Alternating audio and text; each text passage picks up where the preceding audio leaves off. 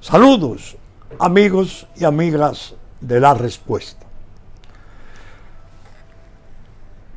Como viene ocurriendo en los últimos programas de los últimos meses,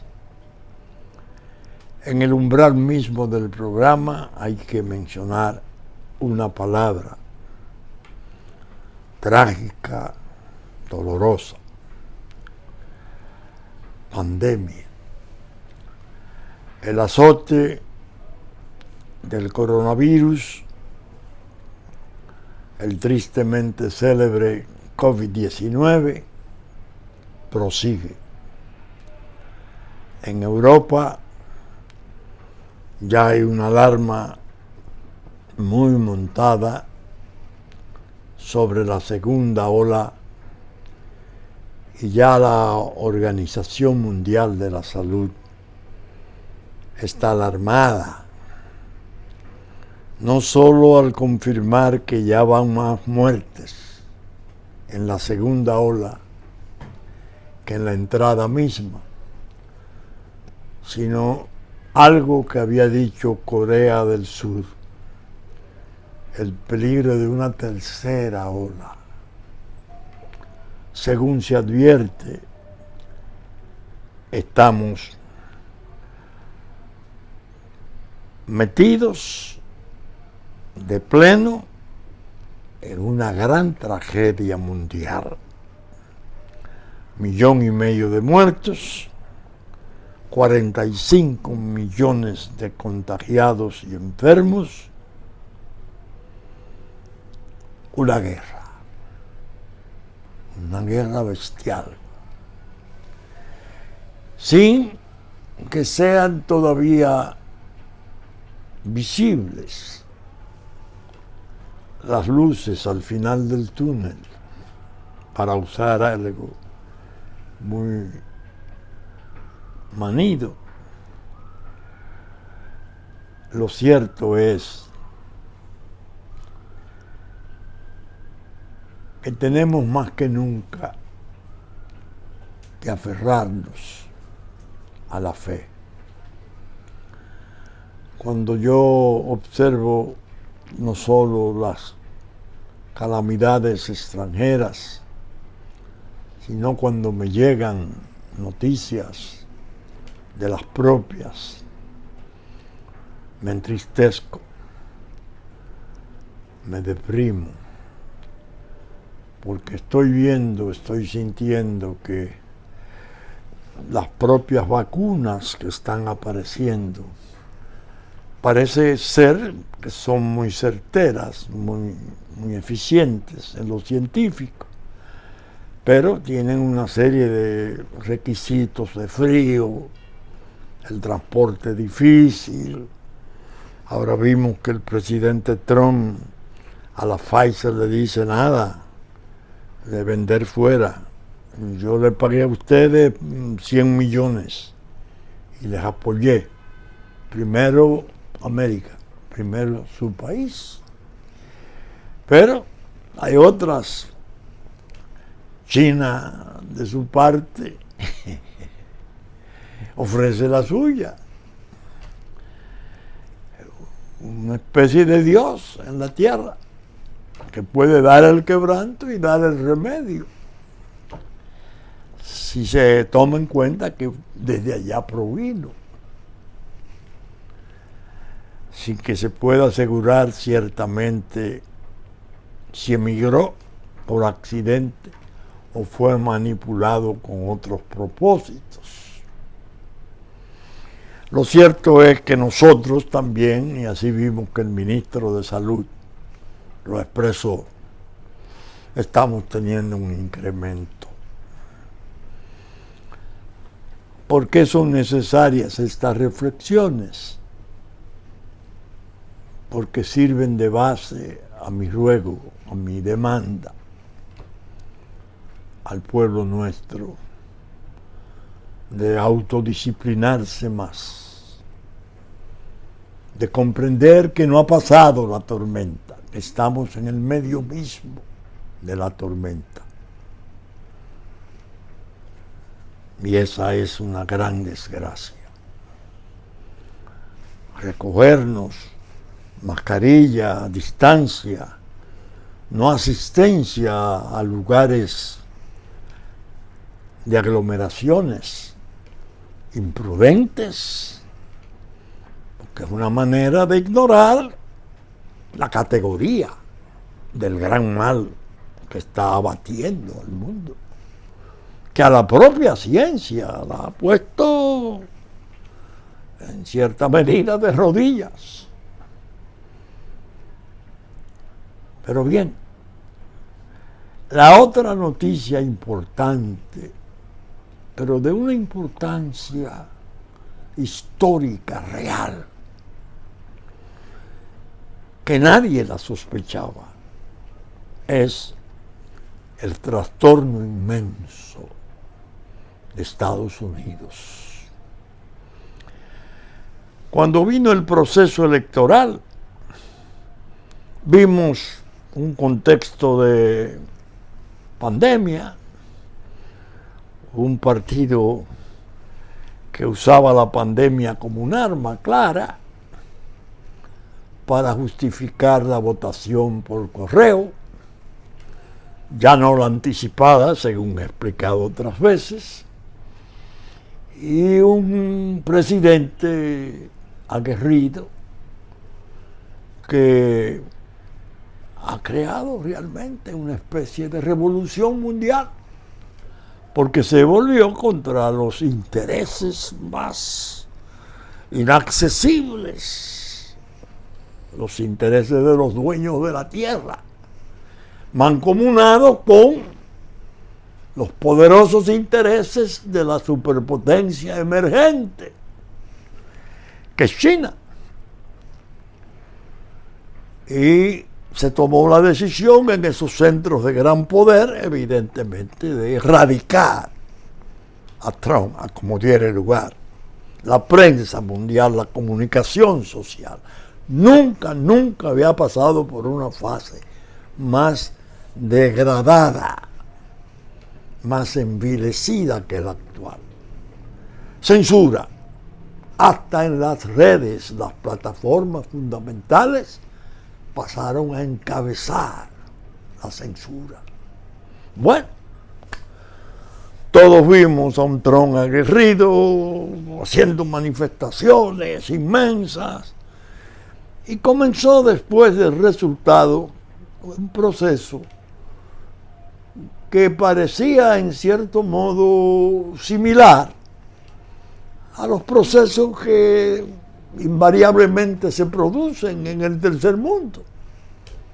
La disputa postelectoral, que los que la desprecian con sus intereses, claro está, le llaman el pataleo, y que Estados Unidos mismo había tenido una experiencia relativamente reciente a principios de siglo, cuando los candidatos eran Bush hijo y Al Gore. Se resolvió en Florida con un fallo de una corte, y eso dio pie a que avanzara la creación de ese éxito, de ese triunfo de Joe Biden y la derrota de Trump. Burlas de todo tipo, silencio, odiosas coyundas a muchas noticias que habían salido desde la campaña sobre Biden, sobre, desgraciadamente, la conducta irregular de su hijo en China, los negocios. Eso se censuró de tal modo que la población pareció no recibir la información en la totalidad. Bueno, y comenzaron las cortes estatales y los mecanismos administrativos estatales y los secretarios de Estado estatales y los gobernadores, incluso hasta dos gobernadores republicanos que parece que se apretaron o de algún modo tenían otros compromisos, el de Georgia y no recuerdo otro, republicano, parpadearon. Y todos los días, noticias. Bueno, hasta llegar el asunto a las fechas, que son términos fatales, de cumplimiento insalvable al presidente electo, ya haciendo gabinete y designando un ministro, bueno, y el otro Trump, este es un viejo loco, eso es el pataleo, eso no va a ningún lado, bueno, pero, ay Dios, yo sostuve desde el principio, señores, Rudy Giuliani al frente de 25 abogados seleccionados, eso es una fuerza de la naturaleza, eso es un tsunami, eso no es lo que fuera Florida de Gore y Bush, no, boticos más, boticos menos, no. Y comenzó esa batería de abogados formidables a forzar, y los fallos, y los jueces de abajo, y las cortes estatales a desechar. Bueno, en la Suprema Corte de Justicia todo el mundo se fijó, y los que respetamos y admiramos a Estados Unidos dijimos, caramba, qué desgracia institucional ha sido esta. Cómo Estados Unidos se ha degradado, cómo termina casi una muestra trágica o pintoresca en todo caso de tercermundismo. Y no nos imaginamos que la Suprema Corte de Justicia era el último recurso que le quedaba a Estados Unidos para salvar la cara, para rescatar el prestigio, para reafirmar su condición de vigorosa, de contar con instituciones capaces de preservar el Estado de Derecho y hacer las cosas como Dios manda. Había un fallo que se había un recurso originario, una votación de 4-4, la Corte Suprema lo congeló. Al entrar la nueva juez, la última juez, tampoco se movió. Y la gente especulaba, bueno, ¿y esto por qué? Bueno. Pero la prensa, la radio, la televisión, las redes, animando a los otros, ¿no? Y mucha gente, pero mucha gente en nuestro país y en el mundo, pienso, convencida de que, bueno, es un hecho cumplido, es un pataleo, porque aparecían las muestras y fílmicas, que son pruebas vigorosas, después de retirar los observadores en un estado, creo que fue en Michigan, 4 baletas de votos contados todos a favor de Biden. Bueno, un desastre, pero no se vio nunca como desastre. La condición de Estado y nación es excepcional de Estados Unidos.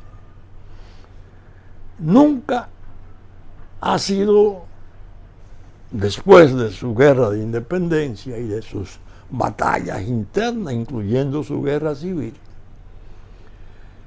nunca, la guerra de secesión, nunca había sido tan expuesta a una coyuntura de magnitud parecida como la de hoy.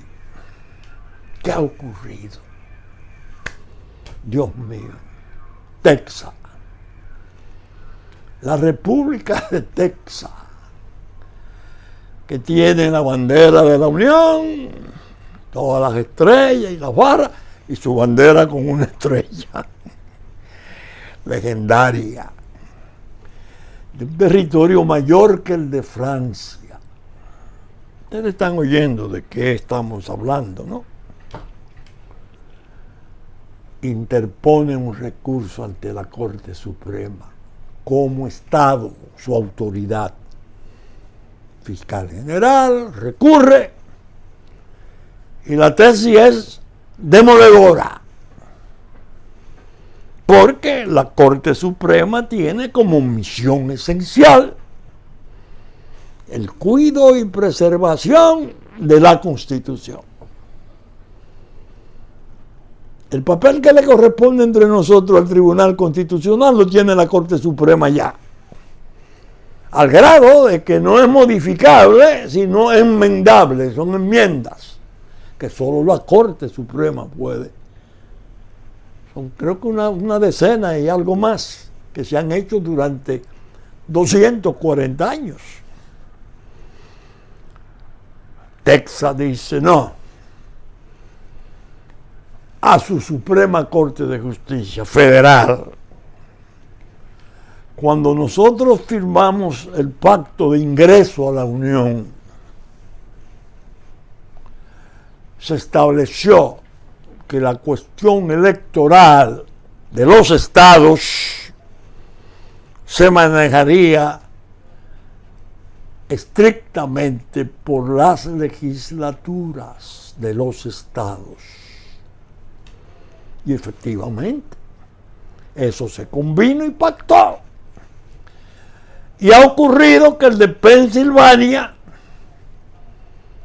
desconoció ese mandato, esa obligación que la Constitución regula. Y se fue al área administrativa y utilizó a su secretario de Estado, a su gobernador y a la autoridad misma electoral para modificar las reglas, las normas, los procedimientos, especialmente el de votación. Incluso en Pensilvania, que tenía como requisito para poder hacer cualquier tipo de alteración de esa situación, de esos requisitos, de esa exigencia, un referéndum que se comenzó a hacer y lo paralizaron, y finalmente a la cañona. Y ocurre que ahora ellos, su diferencia nos impone un presidente. Nosotros no aceptamos eso. La Corte Suprema tiene un apoderamiento poderoso por quien es el actor, que es un estado, nada más y nada menos que Texas. Pero se le suman 21 estados más, le dan apoyo, intervienen en la instancia en Suprema Corte de Justicia, apoyando la posición de Texas. Y ocurre lo peor, lo más grave. 22 estados de dominio demócrata intervienen para decir Texas no tiene razón. Es decir, que ahora hay un conflicto, un macro conflicto en Estados Unidos de carácter estructural, esencial, donde está la Constitución por un lado, el reclamo de un Estado poderosísimo con apoyo de 21 y desaprobación de 22 estados. La Corte Suprema no tiene posibilidades de desechar o hacerse, diríamos, indiferente ante ese conflicto. Como lo podía hacer cuando se tratara de un tipo de disputa entre candidatos, como ocurrió con 2 representantes de Georgia, creo, o de Pensilvania, que perdieron. Entonces ellos también apoderaron la Corte Suprema. La Corte Suprema le dijo, en principio no lo aceptamos, porque eso debieron de hacerlo cuando esas modificaciones se hicieron, ustedes nos reclamaron y tenían que presentar agravios, pero los otros responden, no podíamos presentar agravios porque todavía no se había cumplido el procedimiento anómalo. En definitiva, esto no es lo que está en curso ahora. Ahora es un reclamo vastísimo, importantísimo, en que la lucha se ha planteado en el plano de lucha de estados. Por eso decía hace algunas semanas el abogado Lin Wood, que parece que es notabilísimo, de Georgia, que estábamos propiamente en el año 76, en 1776, en el tiempo de la fundación de Estados Unidos, cuando vendría la lucha por su independencia. Hay un conflicto muy serio en Estados Unidos, muy grave. ¿Qué puede ocurrir? Los pronósticos tienen que ser cuidadosos. Evidentemente, el gran error de la gente es no es error de la gente. El gran aspecto de la no videncia, de la ceguera de la gente es que no es Biden quien está realmente compitiendo, sino el Leviatán, el superpoder, los dueños del capital del mundo, Davos, que es el que realmente está detrás por sacar a Trump, China jubilosa, aplaudiendo, porque va a su gente. Ya lo han dicho incluso académicos chinos, que en forma imprudente han dicho en televisión ellos, han tenido que sacar de las redes esas cosas rápidamente. ¿Qué ocurre? Que la Corte Suprema tiene la misión de preservar la Constitución. Si se hiciere, ¿cómo decirlo en un lenguaje coloquial?, la chiva loca, y deja eso así, y no conviene, que es una manera de rehusarse, de no fallarlo, estaría abonando el caos de futuro y la decadencia de Estados Unidos. Este es el momento que ella tiene de elevarse aún más y decir: no, esto ha sido así, esto ha sido así, y esto debe hacerse de tal o cual modo. ¿Qué podría ser? Que sean las legislaturas, como dice la Constitución, las que entiendan de todos esos reclamos y de todas esas cosas. Habría posibilidades más extremas. Hay unas elecciones congresionales en enero. Ordenar que esos 4, 5, 6 estados que han tenido los conflictos celebren de nuevo elecciones con el voto no pecaminoso del correo, que es el que ha servido de base para todo el desastre. Estoy hablando posibilidades, especulando sobre qué podría ser la Corte Suprema, para llevar al pueblo a que sea el que finalmente diga: este es el presidente y este es el vicepresidente o la vicepresidenta. Bueno, de todos modos, yo sostuve en la pregunta, en 2 entregas, el poder del dolo. Ha habido dolo en la actitud de la legislación y de las posiciones del ámbito administrativo de Pensilvania y otros 2 estados más, en el sentido de preparar todo lo que prepararon. Pensilvania fue tan lejos que en el origen, su resolución primaria dijo que se podían recibir votos 9 días después. El dolo tremendo ha dado una demostración potentísima de que todo lo corrompe. Y que, ahora bien, ¿qué está ocurriendo? En medio de esa situación tan crítica, ¡bum!, parece abrirse un tipo de ventana extraña. El hijo de Biden, investigado en Delaware por negocios ilícitos con China y falta de declaración de impuestos. Y se agrega otra, también el hermano de Biden, que la FBI ha estado conduciendo el expediente, el propio hijo de Biden aparece admitiéndolo. Todo lo que se había planteado en la campaña, que no trascendió ni se impidió que se supiera, cuando se necesitaba conservar a Biden como un candidato viable, factible. Cuando esto estalla ahora, yo me pregunté, ¿qué está pasando? ¿Qué va a pasar? Dios mío. Fox, que se había ido también espantada del lado de Trump, vuelve y comienza a promover el escándalo Biden.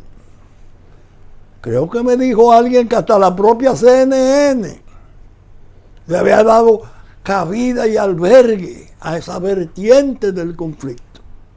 ¿Qué está pasando? En la pasada semana yo leí aquí, tanto leí que llegué al final y no tenía tiempo y dije no voy a hacer comentarios por ahora.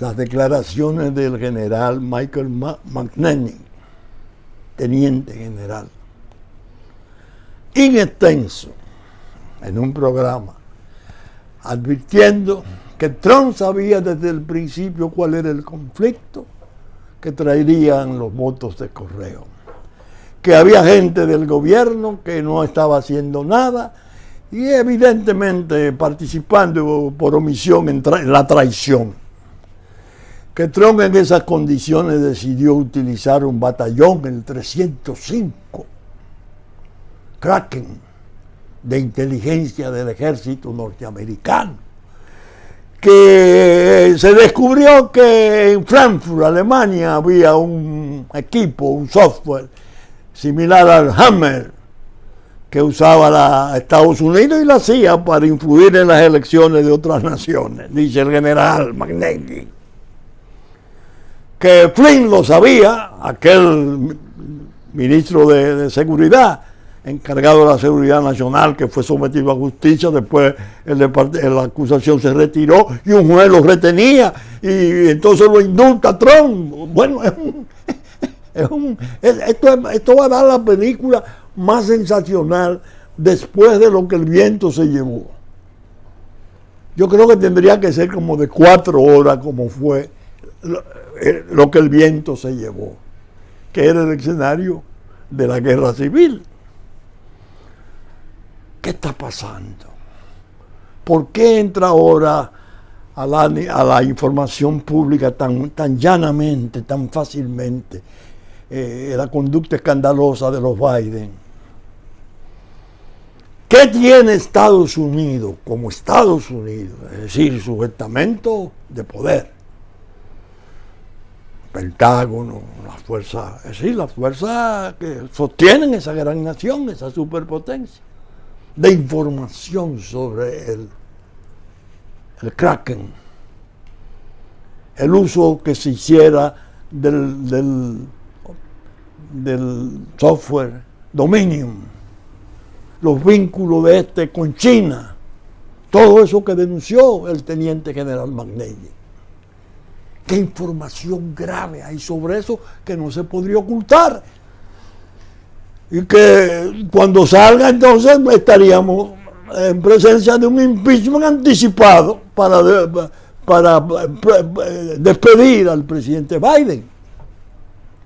Dentro del propio Leviatán, dentro de los grandes, los mayores ricos de la tierra, hay núcleos articulados, peligrosos, y hay operadores. Ahí vimos a Soros, que está señalado severamente. Ahí vimos a Zuckerberg, de Facebook, también señalado severamente. Pero hay una parte importante de ese capital que no es verdad.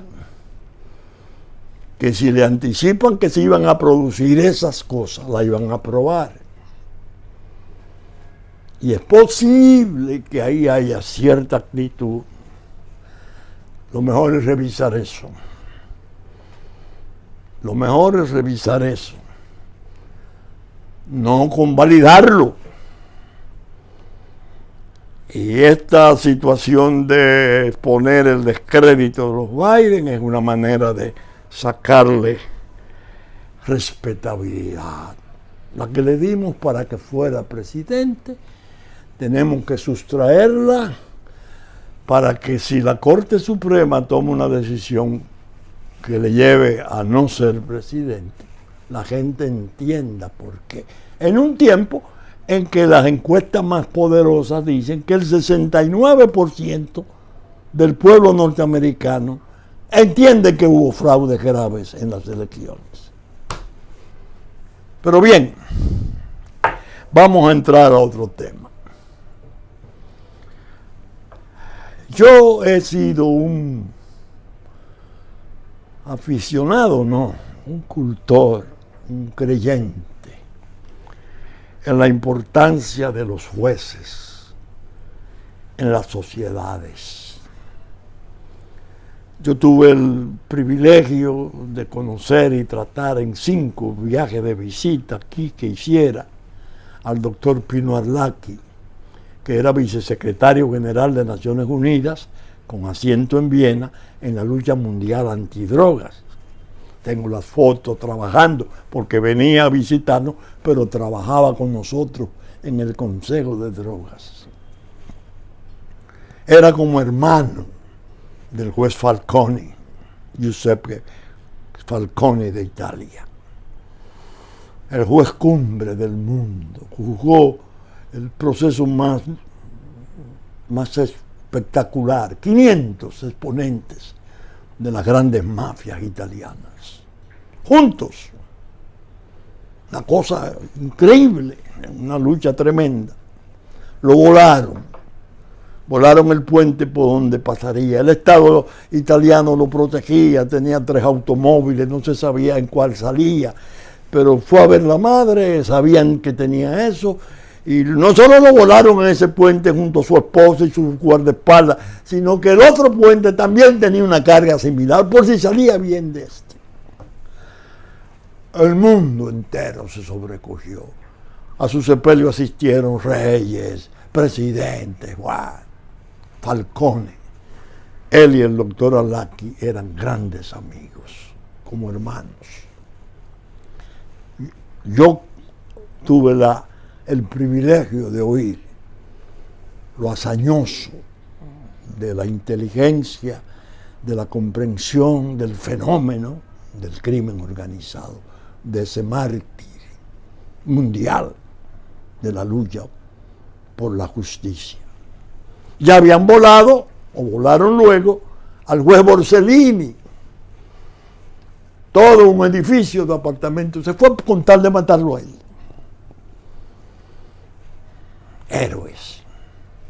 Héroes mundiales. Yo le hablaba al doctor Arlaqui de un juez que nosotros teníamos, que el narco, cuando participaba aquí, sus cuadros fundamentales de la dirección de los carteles colombianos, pagaba, intentaba soborno en la fiscalía para que no apoderaran en el procedimiento anterior a esa cámara, la 7ª cámara del juez Severino, porque era valeroso, justo y claro. Dictó sentencias condenatorias contra cuadros importantísimos de los carteles colombianos. Después salía de esa cámara y tomaba un carro público, un taxi, un carro de eso de línea.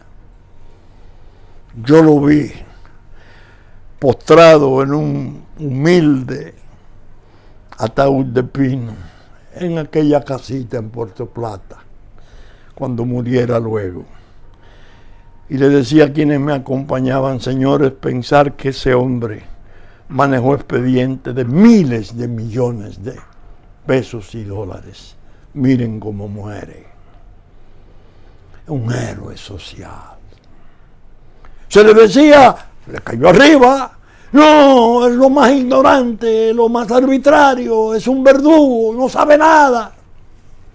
Juzgó entonces el proceso político más importante. Un expresidente, un exministro de Fuerzas Armadas, un ex zar económico de paso,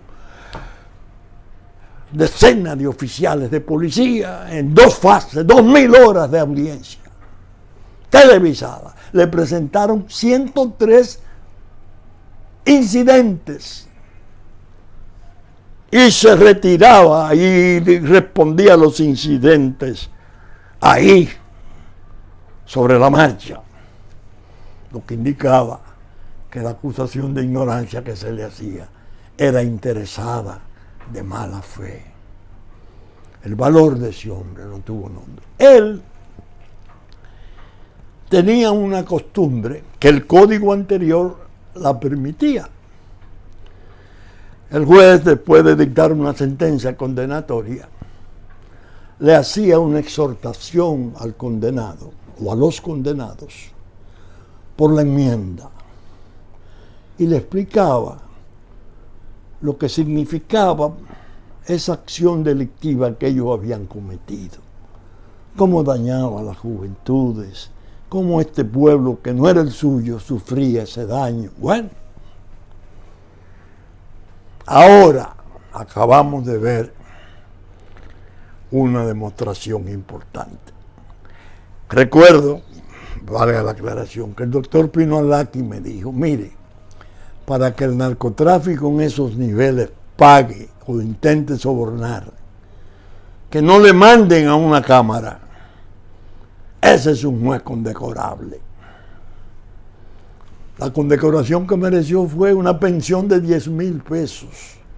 Inmediatamente después de producido el cambio de mando, porque muchos de los abogados, distinguidísimos muchos de ellos, pasaron a ser jueces de Suprema Corte de Justicia. Y ese desecho, el juez Severino, por Dios, una gloria de la República. Ahora hemos visto una exhibición interesante. José Alejandro Vargas. Yo no vi la medida de coerción, el juicio de medida de coerción, el juicio de fondo en la medida de coerción. Los abogados con sus espectacularidades, sus discursos, bueno, cometiendo el error, un error clave, estratégico, de desconocer cuál es la misión del juez de coerción. Que el Ministerio Público expuso tal y tal y tal y tal de cargo, correcto, magistrado.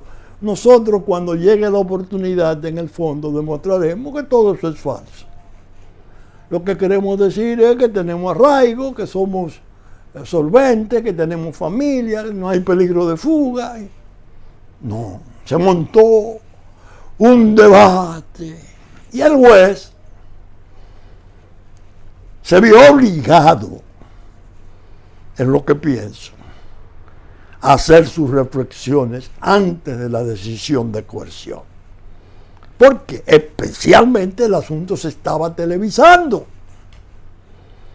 Al televisarlo se estaba constituyendo un jurado de 1 millón de dominicanos, oyendo los cargos, oyendo la defensa. Estaban disfrutando el fondo. El país estaba disfrutando el fondo con una investigación que no está todavía terminada, pero es suficientemente severa, muy importante. Y evidentemente los representantes del Ministerio Público dieron una exhibición de consistencia y de laboriosidad impresionante, inusitada. Ahora bien, el juez hizo reflexiones. Y yo me quedaba viéndolo así, oyéndolo, que eso sí lo vi. El mensaje del juez evidentemente fue profundo, expuesto con mucha fluidez. Y él reveló tener ideas muy valiosas sobre su misión, que es una misión que yo siempre he anhelado, imaginándome el enorme beneficio que sería para la sociedad que de nuestros jueces, los jóvenes, que hay un puñado significativo, según he dicho muchas veces, asuman, trasciendan acerca de la importancia de su papel en su sociedad. Tenemos el ataque increciendo, la droga y el crimen organizado,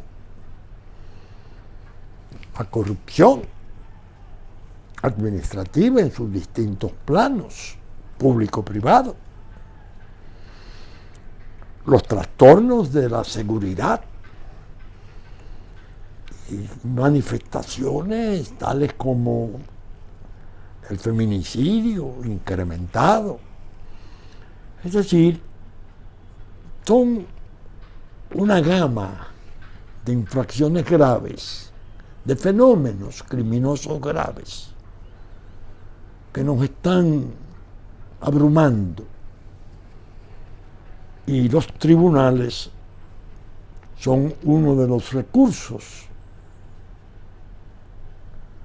más valiosos que pueda tener la sociedad para su defensa, hacer justicia. Y al hacer justicia, difundir la